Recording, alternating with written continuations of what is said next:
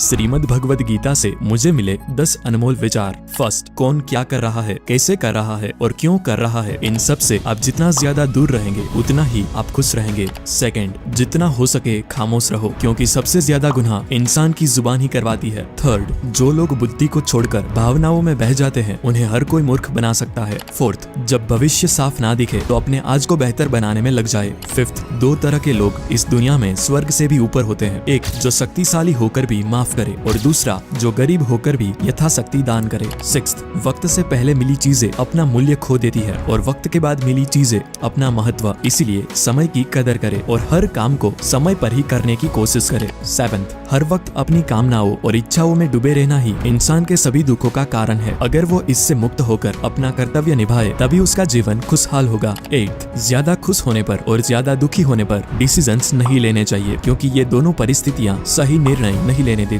Ninth, एक पंछी जब जिंदा होता है तो चींटी को खाता है, पर वही पंछी जब मर जाता है तब चींटियां उसे खाती है। इस दुनिया में कर्म का सिद्धांत सबके लिए बराबर है। 10th, ना तो ये शरीर तुम्हारा है और ना ही तुम इस शरीर के मालिक हो। ये 5 तत्वों से बना शरीर एक दिन इन्हीं 5 तत्वों में मिल जाएगा। तुम्हारा अधिकार सिर्फ कर्म पर है, इसीलिए अच्छे कर्म करने पर ध्यान दे।